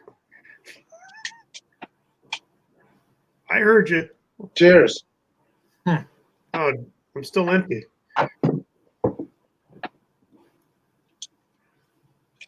No, I think, and I've read historical accounts, and revolvers weren't always carried fully loaded. Who was it? See, I got the book right here, and I got the spot marked. Yeah, Mama Murphy brings up a good point. No bourbon, just shine. Yeah. Hey, so switching gears real quick. Last week I was at Total Wine, and I decided bourbon was a little too warm for this time of year, and I went over to the Shine department. They have a whole aisle full of moonshine. Anyway, I got this stuff that was in this total historical looking jug. I can't even remember the name of it, but it was pretty good. It was corn whiskey, and People warned me that it would knock me on my butt, and let me tell you, it did knock me on my butt. So just to warn you guys. Was that? Just to warn you guys, that moonshine and corn whiskey that they sell is pretty lethal. You got to watch out. Santee, I don't buy mine. I make mine. I don't think you're allowed to say that on YouTube. Yeah, I wouldn't say that too loud. He was kidding. There you go. Now frickin' train's coming. The 9:49 train is on time.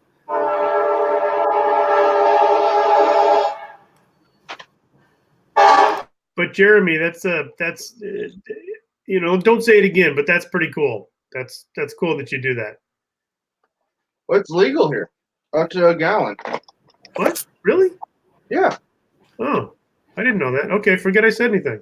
Yeah. So on the subject of carrying 5 or 6, this is about 1850 something. Uncle Dick Wooten, his own words essentially, and he has a little run-in with some Mexicans that were working for him, and he says, because they start a mutiny and they're going to try to kill him. He says, I left all my arms behind me with the exception of a Colt's Navy revolver, and this had 4 shots in it. Oh. So people might not be carrying full guns all the time. Yeah, that's true. That's true. That's one account. Yeah. Make it regular, but it gives you perspective that maybe they didn't always carry them loaded. And if you're a poor person, you might not be able to afford to carry the whole thing loaded. Absolutely true. You might not be able to. That's exactly right. You know, you might be the Barney Fife and just have the one bullet in your gun. In your pocket. Not because you can afford it, but yeah. But another thing I think a lot happened when people were going out west. It'd say like they had three or 4 Remingtons, right? They just take the cylinders out, make sure that they all fit right together, right? Just keep one and then have these loaded up. Yeah, it makes sense. Because I mean, literally, this is my cap and ball version, not my early Remington charge conversion.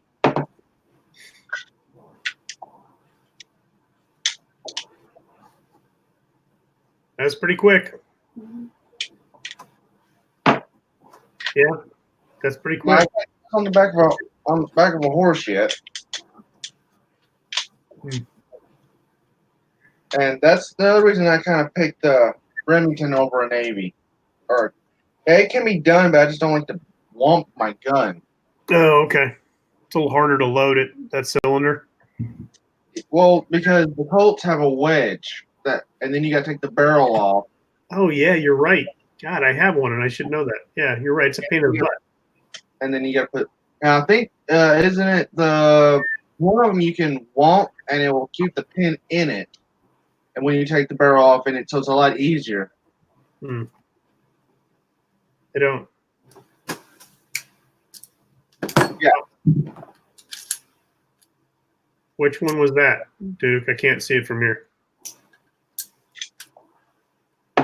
That the Patterson? Yep.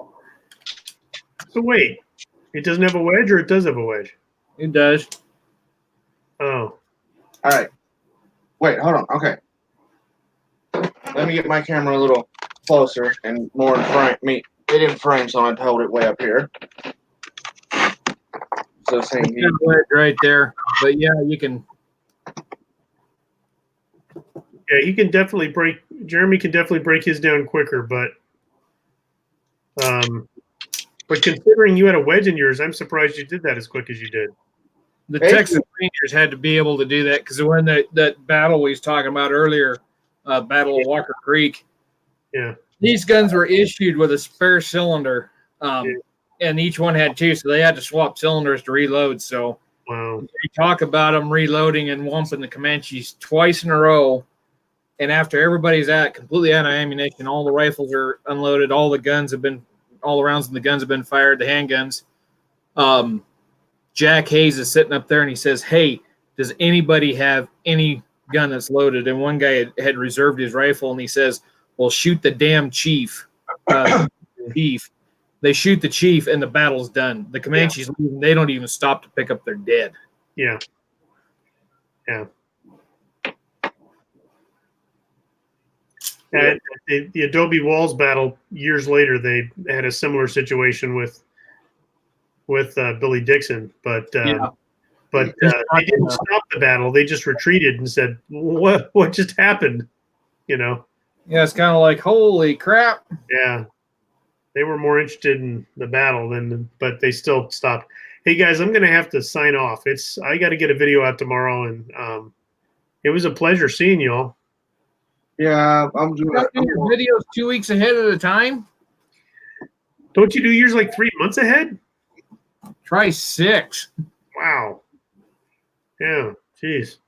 But anyway, you guys, thanks for inviting me, Jeremy, Duke. Well, hopefully, maybe we'll see you next Friday night. We'll see.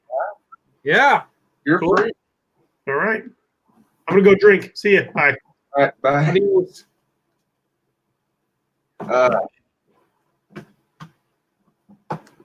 Yeah, my grandpa had this policy, you know, about bullets.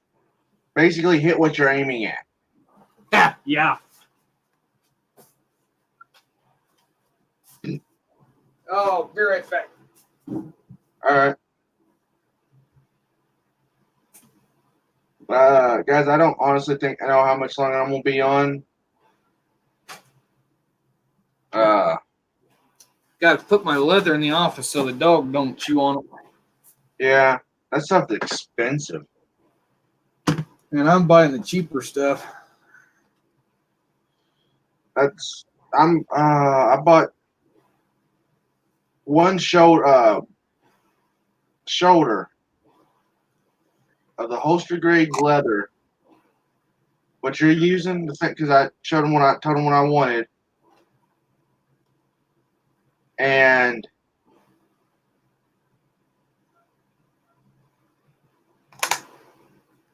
who in the world is this Bubba Beans?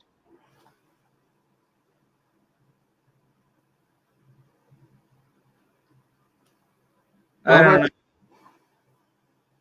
Be careful with what you say. We're pretty lenient about what we let slide here. But I will drop the band hammer. I'm gonna get a Thor's hammer and just have a big old thing on it that says band.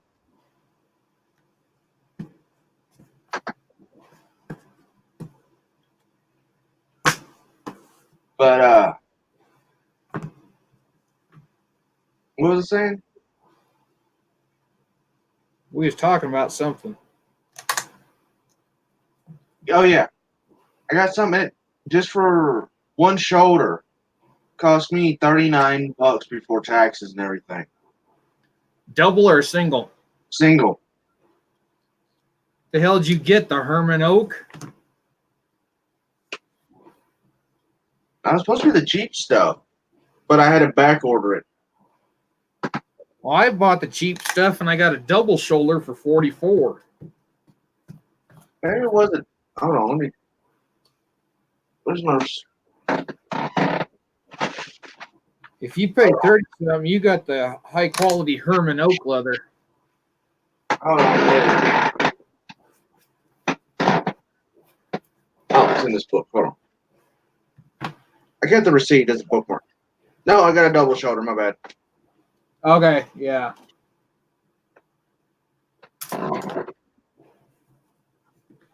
What weight? I think it's what you recommended. I think it's the 808 or something like that. 8 ounce? Yeah. Yeah. Holy crap, this thing does not want to punch. This is good quality freaking leather, I can tell you that. All right, Bubba. I warned you.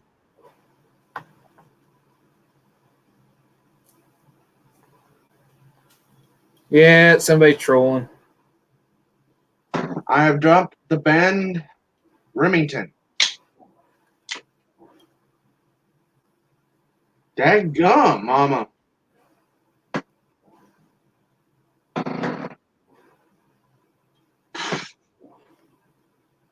Mama got him. Yeah. Well, I mean, I warned him. Leon had to do that for a long time on any chats. I know. Why didn't you? I meant to ask you about that. Why didn't you have one Wednesday? Oh, I just come home and sat down in front of the TV and I started watching a show that I hadn't seen in a long time. And next thing I knew, it was like 10 o'clock. I was like, oh shit. Just kind of forgot about it. In other words, I didn't remind you, so you spaced completely, totally out about it. No, and I hadn't taken time to set up that whole new system yet, so I didn't know how it was going to go. And It literally took me like 5 minutes to set it up, man. yeah, maybe next week I'll get one set up. But I've been thinking about moving it to another week because Wednesday is my Friday, so usually I get home and all I want to do is rest, and I have to get up at 5:30, 4:30, 5 o'clock somewhere in there on. Well, Wednesday. we could move it to Thursday if you wanted, I've been thinking about doing that. or we could move alternate back and forth between Friday. I've been thinking on it. I don't know. I'm thinking nobody that I know of does anything on Thursday, but I'm thinking about doing it. I'll figure something out in the future. Yeah, Omnimon is just us now. You miss Santee. You don't have to get all his shenanigans. You get. Why is it that when Santee's on, we cannot act like grown adults? Oh, Santee's a load of fun. Yeah, that is true. I'd love to hang out with him for a week or two.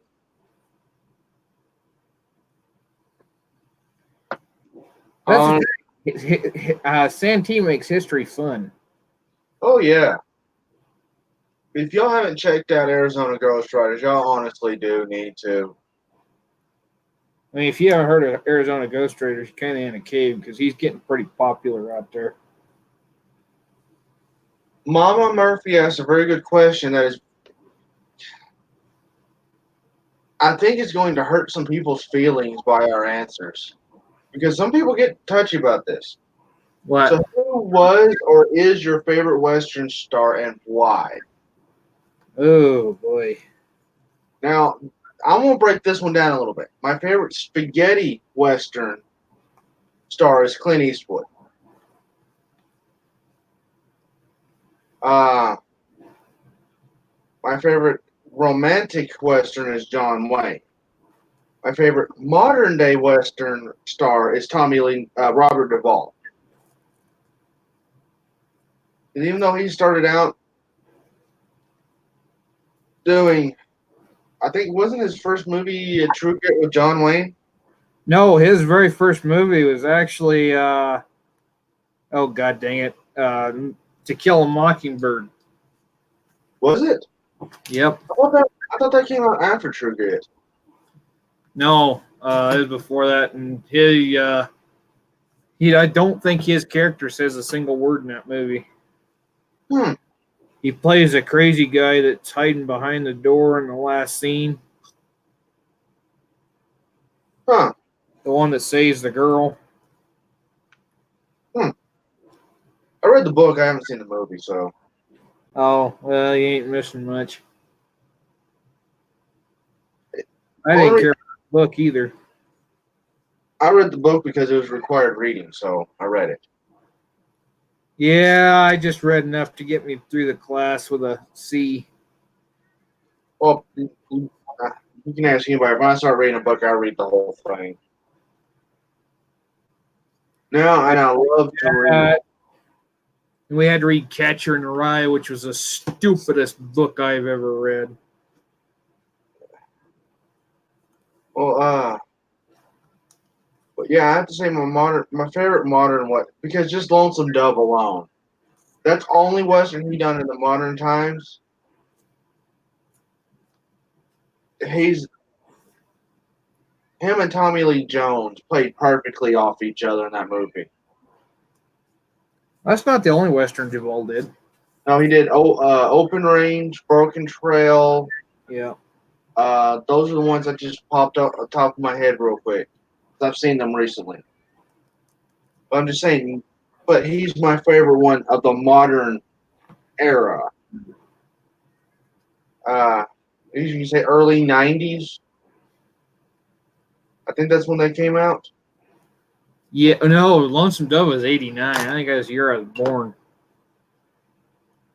But yeah, I watched them after that year. I'm also at Open Range and Broken Trails. I think they were in the 90s when they came out, wasn't it? Sometime No, in there? 2000s. I was in high school when those came out. Okay.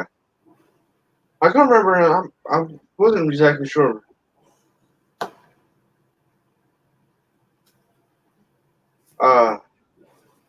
Yeah, I think those would be my favorite ones. What was yours, Duke? Oh, of course, John Wayne's a given. Be a toss up between John Wayne and Jimmy Stewart. And Clint Eastwood. Clint Eastwood, even when he stopped doing spaghetti westerns, like the Outlaw Josie Wells, it was more probably not historically accurate, like time frame and stuff and guns per se. But It was like, better. huh? It was better than some of them, I can tell you that. Yeah, you know. But the way they talked and all that stuff, like the actual ambiance, I guess you could say, of the movie. They didn't have they weren't using 1892 Winchesters at the end of the Civil War like some other Western movies that I know of. Yeah, The Outlaw Josie Wales are actually using Captain Ball revolvers on most of it. yeah, but I don't think there was anyone making Captain Ball revolvers. Oh yeah, you Birdie was at the time. Yeah, but I think they Yeah. were like really more expensive than they are now. So trying to outfit, Not necessarily so. They was cheaper than buying a Colt. well, but still, you think what you got to outfit, God knows how many people. That's why you reuse the same guns over and over again. Yeah, You can have two characters use the same gun if they ain't in the same scene together. that is true. You can do that.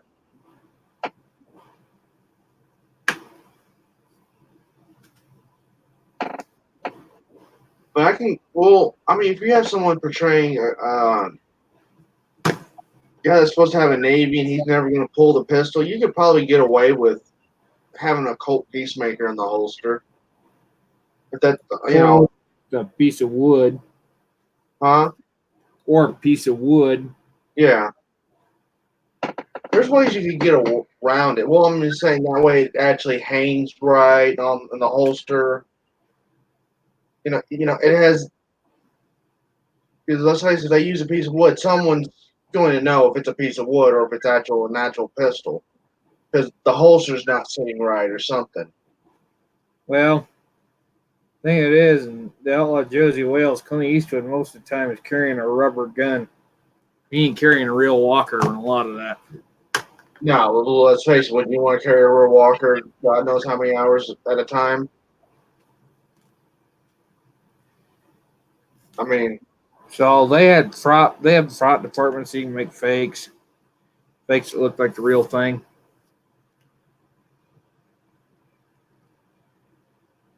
we completely left out Lee Van Cleef. He was good in a lot of the character roles he played, and I'm like, Yeah, Ben Cleef's okay. He's not my favorite actor, but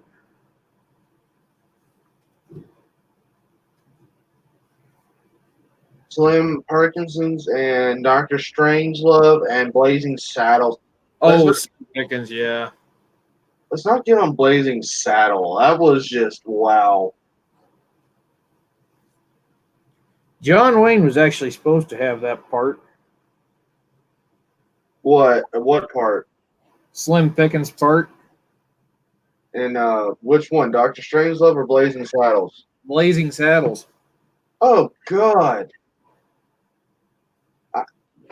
I would it have been as good though if John Wayne had been in it though? Well, I think it'd have been hilarious. Yeah, but just you're thinking like that's John Wayne. Why is he in this movie though? Like, how, I know John Wayne was a person that liked to have fun, but it's hard to see him in a funny role. Well, that's why he turned it down and recommended Slim Pickens.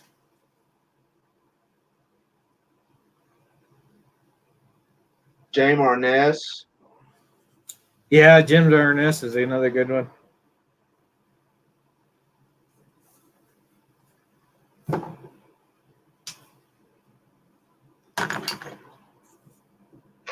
Dang it. Oh, I just thought about that bean scene in freaking Blazing Saddles. Want some beans, Mr. Taggart?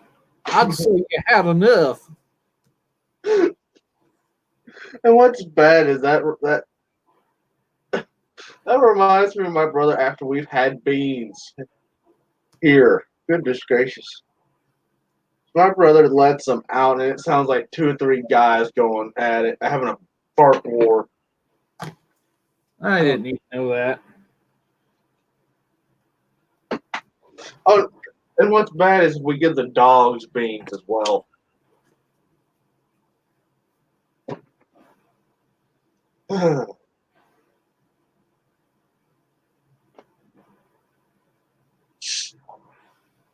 But oh, I was gonna ask you something about something, and I'm trying to think what it was now.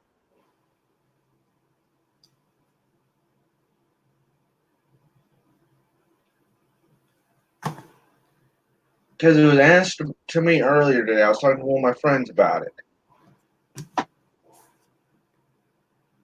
I'm trying to think of it.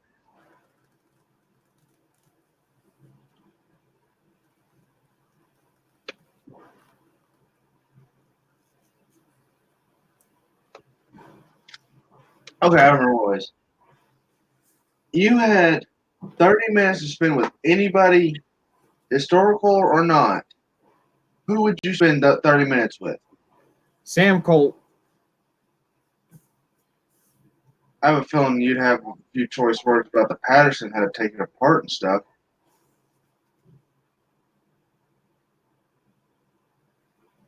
But why would you? But why?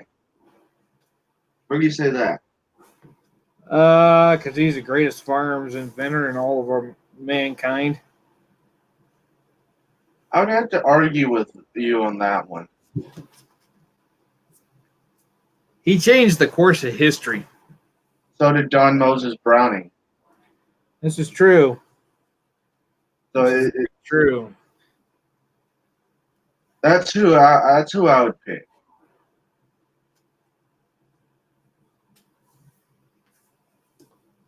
Because I want to know because he started on refining the Colt to make it the high power, Browning high power, and someone else finished it.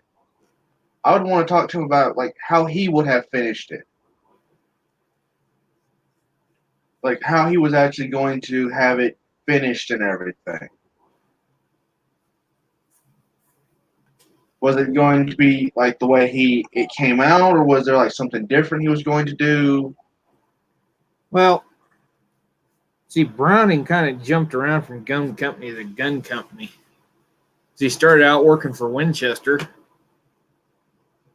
And then at the turn of the century, he wasn't happy with them anymore, so he went to Colt.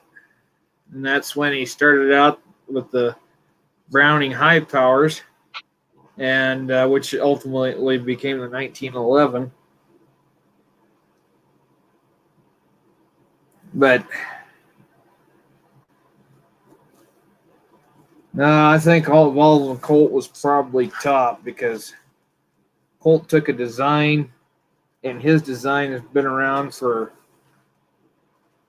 God, 100 and almost 200 years. Yeah, well, Colt didn't give us semi-automatic shotguns either. Well, no, because Colt died before that time ever came around. I mean, just think about what we could have had. You know, if Browning had lived for a few more years, what else would he have Just came up? think, if Colt would have lived for a few more years, we might have had double action revolvers with flip out cylinders long before the Smith and Wesson ever came out. That is true. Yeah, he made the Gatling gun. He kind of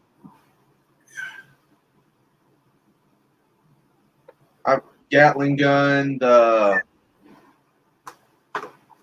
has a I think the Gatling gun was designed by Root because that was after Sam Colt died.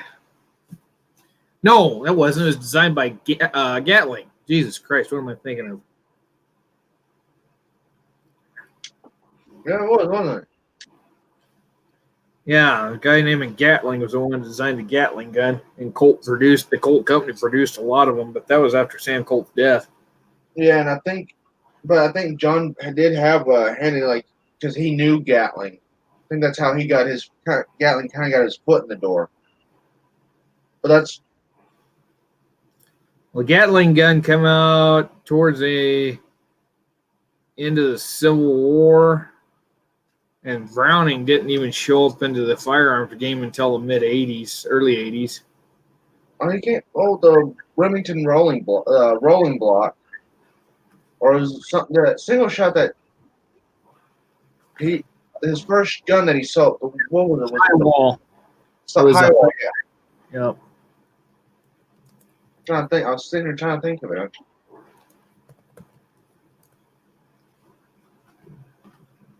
I can't remember.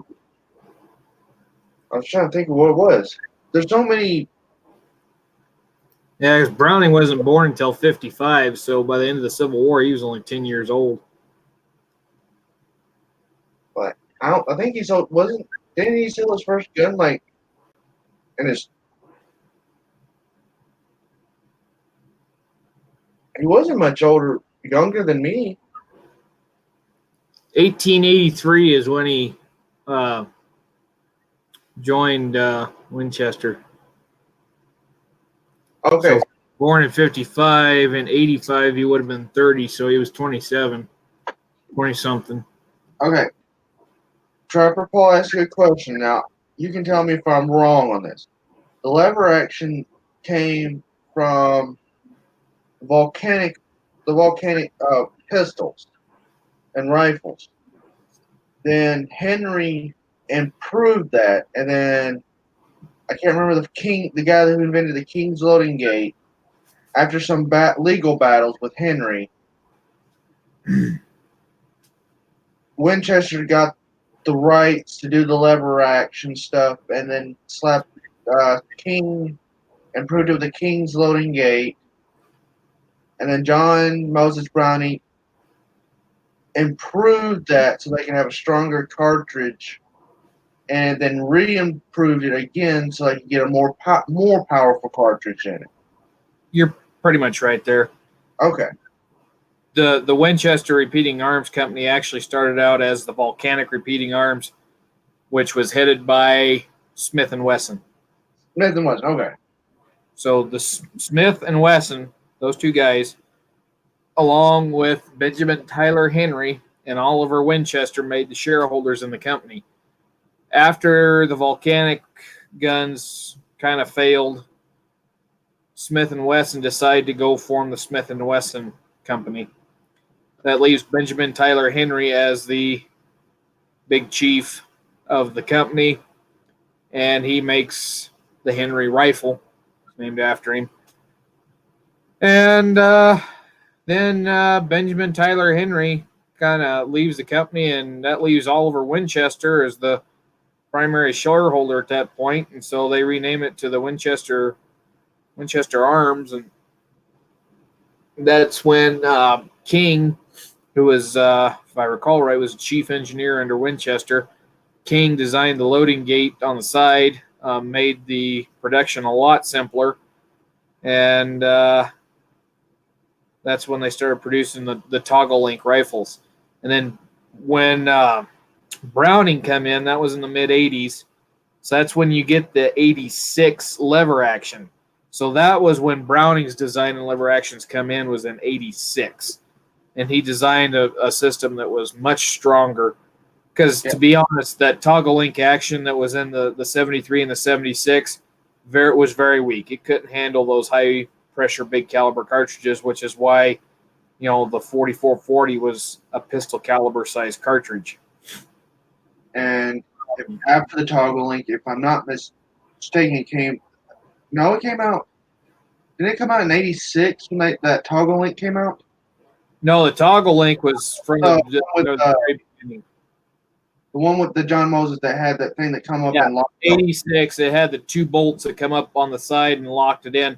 The 86 was a big bore gun. Then in 1892, you get the pistol caliber rifle. It's got that same action. In 1894, that's when they go to a single bolt, a solid bolt that comes up and locks it in. And then the last design was 1895, and that was that box fed military version of that.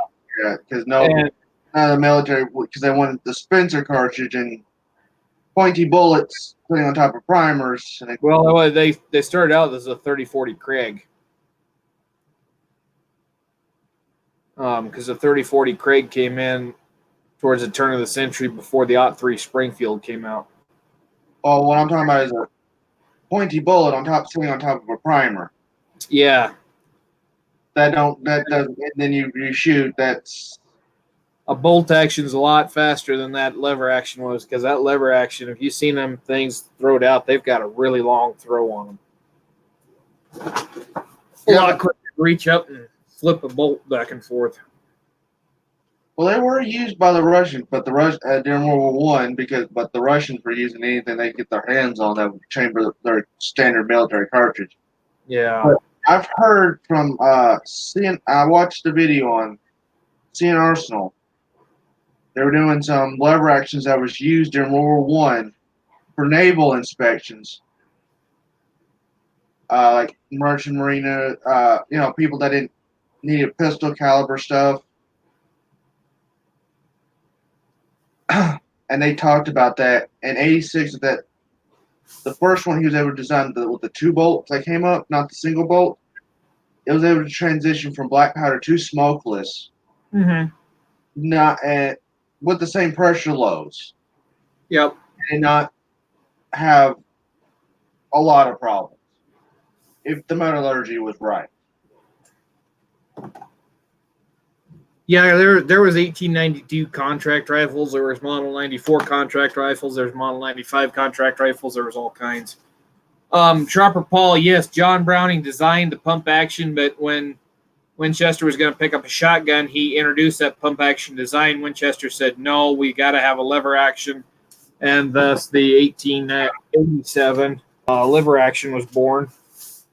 And when this was kind of a failure, because this gun, much as I love it, is a pain in the ass to use, that's when they finally said, okay, here, do your lever action design. And there's actually two renditions of that. There was the 93, and then they modified it a little bit, and they came out with the 97. And didn't it originally come out in only 10 and 20 gauge? 10 and 12, I think. This copy, even though they say it's a copy of the 87, it's got the lever of the 1902, so they reissued this. And, excuse me.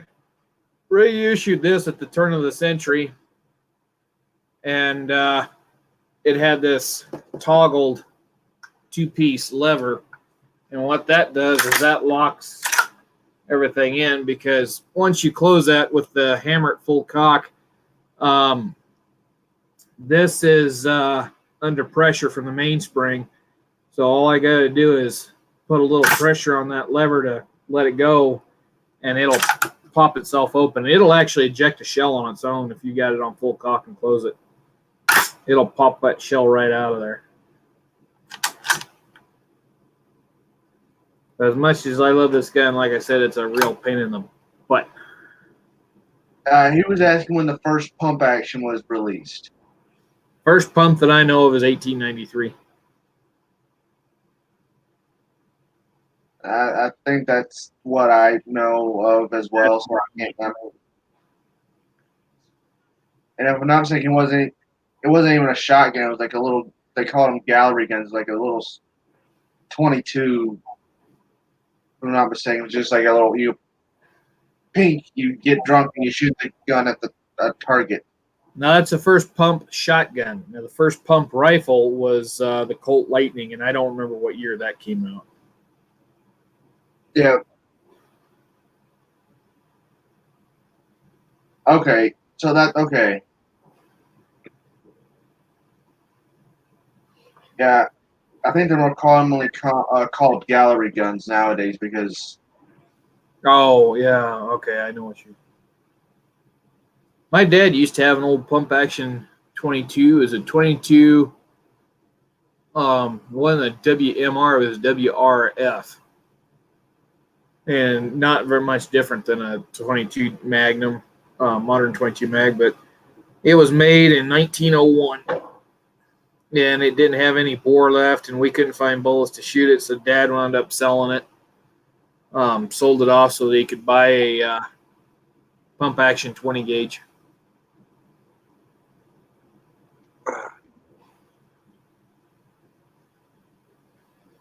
I've never really had. I've had one pump action shotgun. I've got a Winchester Wingmaster 1300. I like it. I found a Remington that was, I can't remember what it was, Remington something or other. The thing about my Wingmaster is it's got what they call a speed pump. As soon as you pull the trigger, that freaking pump will pump itself back, and if you do it right, you can bump fire it. Well, not bump fire it. You can slam fire it. Yeah. Yeah, they didn't make a lot of Colt Lightnings, and I don't think they were very popular at first. Yeah. But if they came out with a reproduction of it, it would be popular nowadays. Well, they do have reproduction. They're just expensive. Yeah. I knew Cowboy Action Shooting would probably, like, people like that would love one. Yeah, Pedersoli makes them. I didn't know that. $1,500 again.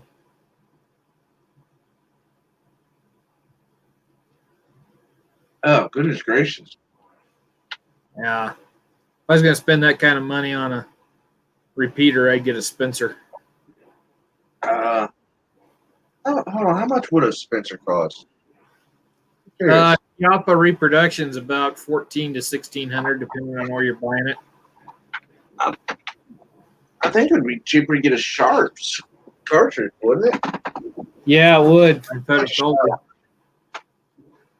Well, Jeremy, I think I'm going to have to call it a night here. I got to get up in the morning and hit the shower bings. I didn't hit one today. And I still got to feed my dogs yet, so. Yeah. Yeah, night, everybody. I was mentioning this earlier. Yeah. So thanks for having me on again. Night, everybody. Sorry if we didn't get all your questions answered, but we'll catch you on the next one for me. Yeah, same here. Night, everybody. Have a good one, Jeremy. You too. Night.